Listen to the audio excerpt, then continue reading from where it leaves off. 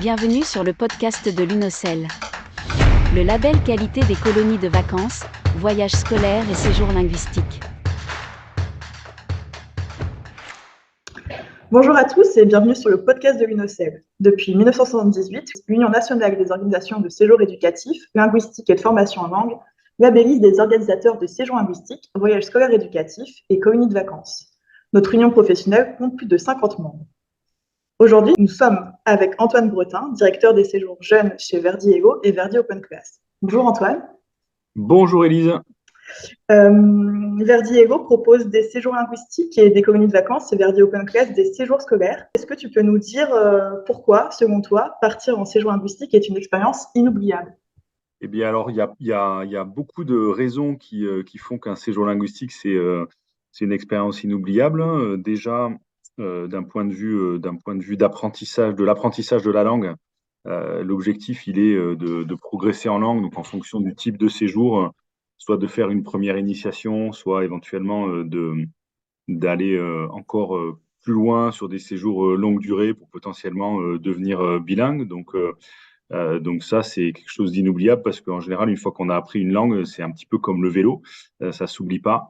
Et donc c'est quelque chose qui va, on va dire, animer les personnes qui vont avoir fait un séjour linguistique tout au long de leur vie, que ce soit de leur vie personnelle quand ils partent en voyage, leur vie professionnelle quand ils vont ensuite bosser en anglais, en allemand, en espagnol. Donc déjà ce point-là me paraît être un point hyper important. Et je dirais que le deuxième point majeur, ou en tout cas inoubliable, c'est l'aventure, on va dire, l'expérience humaine qu'on peut vivre à l'occasion d'un séjour linguistique.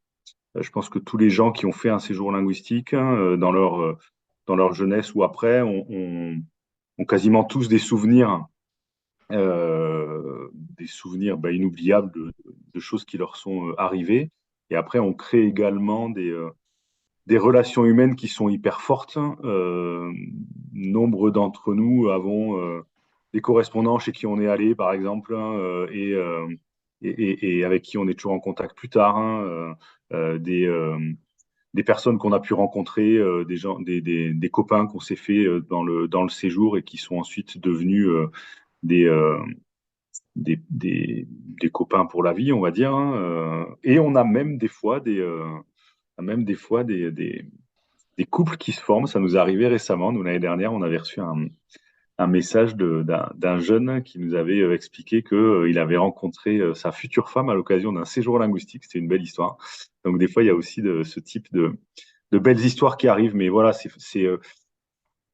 pour moi, c'est forcément inoubliable, hein, voilà, par aussi ces relations humaines, on va dire, et ces amitiés qu'on peut nouer pour une vie entière, que ce soit avec les personnes à l'étranger ou avec les autres personnes potentiellement avec qui on part.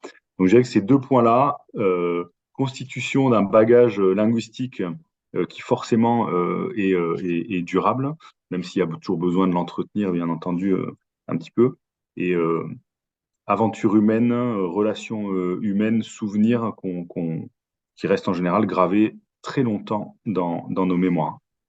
Ok, tu dis qu'un séjour linguistique, c'est une aventure, c'est une expérience humaine.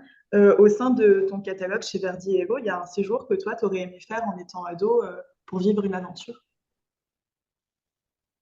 Ben, j'aurais aimé tous les faire, mais, euh, mais alors moi j'ai eu la chance quand j'étais jeune de partir pendant un an au Canada.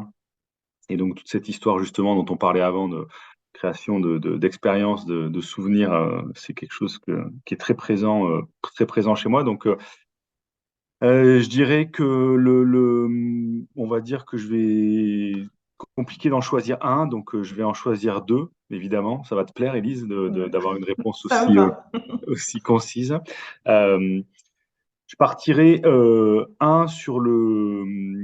en premier, je dirais, je partirai sur notre séjour qui s'appelle Magic Express, qui est un séjour d'une semaine à Londres, un séjour linguistique d'une semaine à Londres autour de la thématique Harry Potter, parce que j'imagine que si j'étais jeune aujourd'hui, c'est un truc qui me botterait avec tout l'univers un petit peu fantastique, hein, et littéraire qu'il y a aussi autour d'Harry Potter. Donc, c'est à la fois un premier séjour linguistique, on va dire, qui permet d'avoir une première approche de la langue, de ne pas partir tout seul, de partir potentiellement avec un copain si j'ai un peu quelques craintes à l'idée de partir tout seul à l'étranger. Donc, je pars une semaine sur une thématique qui du coup m'intéresse et qui permet de lier l'utile à l'agréable avec, en plus, je pourrais avoir la chance de découvrir de visiter les studios Warner Bros à Londres, qui sont quand même Le rêve.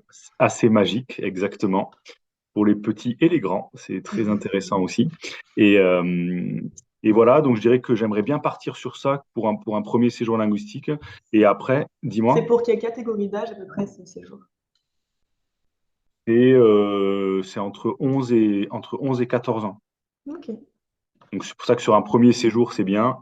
Et après, je pense que pour moi, le top serait de partir en immersion longue durée, au moins un mois, aux États-Unis ou au Canada, pour le côté euh, partir loin à la découverte d'un pays différent et pour vraiment booster mon niveau en langue et vivre vraiment en immersion avec des personnes anglophones, en l'occurrence, et vraiment avoir un bénéfice linguistique très fort, hein, parce que ben, quand on se retrouve en immersion, on n'a pas d'autre choix que de parler la langue. Moi, je l'ai vécu hein, quand au départ, tu arrives et que tu parles pas un mot, et ben, ça te paraît une montagne, et très vite, en fait, ben, de toute façon, soit tu t'enfermes dans ta chambre et tu parles à personne, mais a priori, c'est pas trop le principe quand on part en séjour, soit ben, tu te débrouilles puis on apprend très vite, hein. On apprend très vite. Quand on n'a pas le choix, on apprend très vite. Donc, je partirai là-dessus parce que c'est une belle aventure et c'est un bon moyen de faire des progrès rapides dans la langue. Est-ce que tu me recommandes pour un premier séjour ou tu recommandes plutôt de partir une petite semaine et puis après éventuellement partir en immersion? Je dirais que partir en immersion sur un premier séjour, alors c'est très difficile de répondre comme ça. Ça dépend vraiment de la caractéristique de l'enfant. Mais si c'est un jeune qui est jamais parti loin de chez lui, qui a jamais eu trop l'habitude de se débrouiller seul, je ne recommanderais pas. En particulier sur des voyages lointains, potentiellement, éventuellement, de destinations plus proches comme l'Angleterre ou l'Espagne ou l'Allemagne, on va dire, si c'est sur d'autres langues. Mais c'est forcément des séjours où tu es un peu tout seul, hein, il faut faire preuve d'autonomie. Le trajet en avion se fait tout seul, donc tu as potentiellement des petits aléas qui peuvent toujours arriver, qu'il faut savoir gérer. Donc si l'enfant est autonome, des fois on a des jeunes qui sont par exemple des enfants d'expats qui vont avoir l'habitude de partir à l'étranger, d'être seuls, hein, etc. Et ça pose pas de problème. D'une manière générale, on va dire, je pense que c'est bien de partir une première fois pour déjà s'accommoder au fait de partir loin de chez soi, de découvrir un nouvel univers, des nouvelles personnes, hein, et après de partir sur un séjour en immersion. On va dire que le cas classique, quand même, chez nous, c'est l'immersion se fait à partir de 15 ans à peu près, Ok. en général, pour les plus jeunes. Et donc souvent, c'est des jeunes qui sont partis une fois effectivement sur un séjour accompagné en groupe, hein. Donc on a nos animateurs comme le Magic Express dont je parlais tout à l'heure, qui est plus rassurant pour pour les enfants. Vous écoutez le podcast de l'UNOCEL.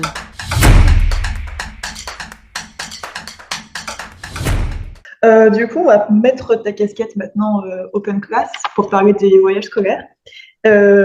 Pourquoi, selon toi, c'est important de partir en voyage scolaire? Quel est l'intérêt pour les élèves?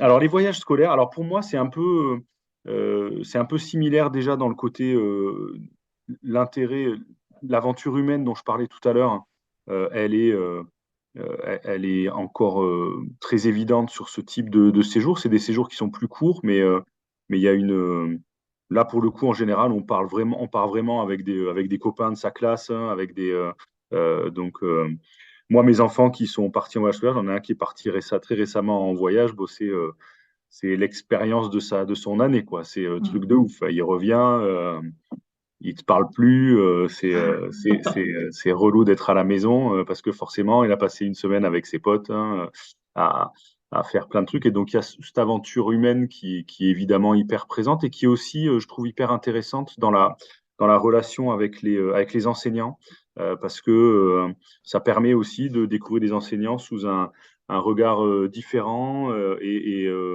de créer aussi des liens, je pense, très riches et très intéressants entre les élèves et les enseignants.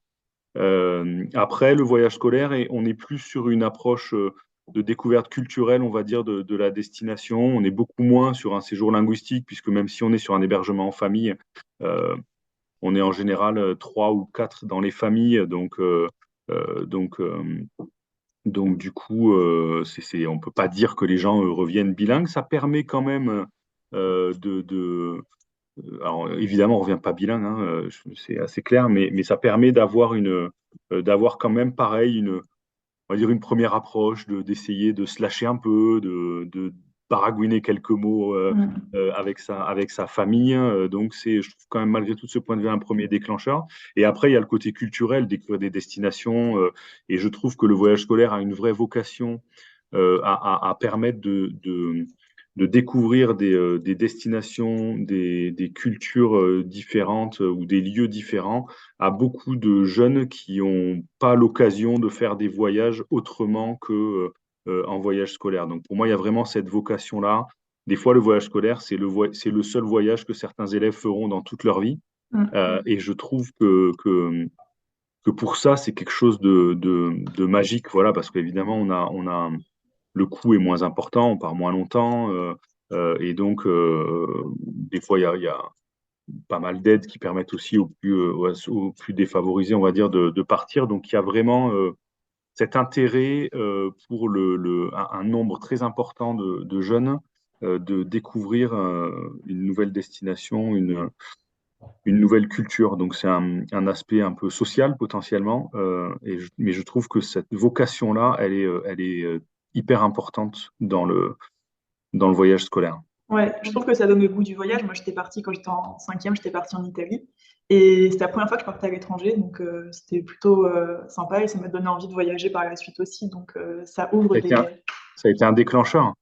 Ça a été un déclencheur. Après, voilà, je connaissais un peu la culture italienne, mais j'avais besoin, je pense, de ce petit voyage pour me dire, ben, en fait, il se passe des choses tout autour et c'est intéressant de découvrir, non seulement culturellement, mais aussi d'un point de vue linguistique. Ouais, tu as potentiellement en plus raison parce que c'est vrai que des fois, tu as t'as des jeunes et on a, moi je pense à une personne par exemple que j'ai embauchée récemment ici et qui en fait avait des parents qui voyageaient pas vraiment beaucoup et effectivement le voyage scolaire a été un déclencheur hein, de se dire ah bah finalement en gros c'est pas non plus impossible d'aller à l'étranger et on peut toujours se débrouiller et c'est vrai qu'aujourd'hui en plus il y a pas mal de solutions un peu malines potentiellement pour voyager et donc il y a effectivement cette ouais, carrément, ça peut être le déclencheur d'enlever un petit peu quelques peurs potentiellement que certains peuvent avoir, hein, parce que c'est vrai, quand on est dans l'univers du voyage, voyager, ça paraît simple, mais c'est pas le cas pour tout le monde. Et le fait de s'en rendre compte par l'intermédiaire d'un voyage scolaire, ça peut être un déclencheur hyper intéressant. Ça permet aussi quand même de faire des expériences culinaires. Il faut pas non plus nier ça, hein. Mon fils qui était en voyage en Espagne m'a dit, ma famille, elle est super parce que elle nous a fait un super repas le soir. Elle nous a fait knacky pâte bolo. Et donc là, on a découvert l'expérience culinaire knacky pâte bolognaise. En tout cas, ça l'a ravi. Vous écoutez le podcast de l'UNOCEL.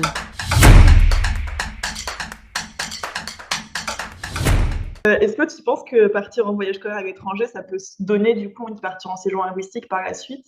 Est-ce que c'est un tremplin vers un séjour linguistique ou ça se convertit pas forcément? Est-ce que tu nous vois toi avec Verdi Ego et Verdi Open Class?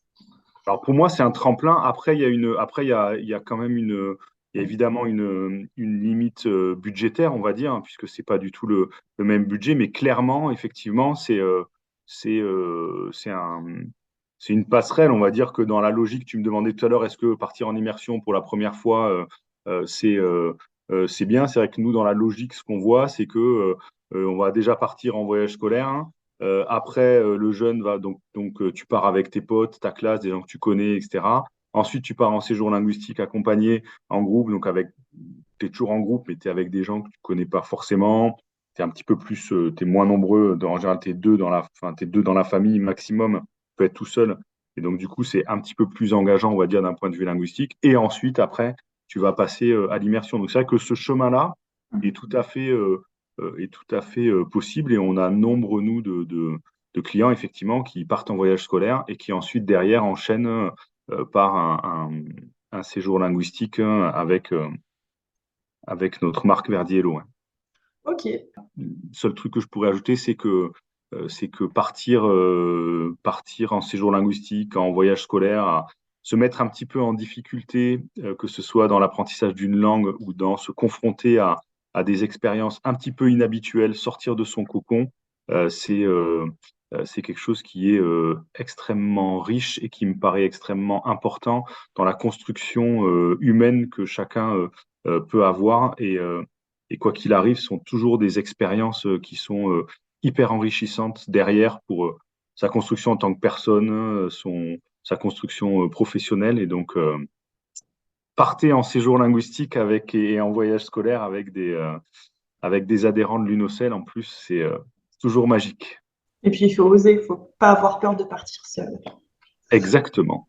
Écoute, merci beaucoup Antoine. On va conclure ce podcast aujourd'hui et on se retrouvera peut-être pour un prochain épisode. Et à bientôt. Avec plaisir, à bientôt. Merci Élise. Vous avez écouté le podcast de l'UNOCEL. N'oubliez pas de vous abonner. À très vite.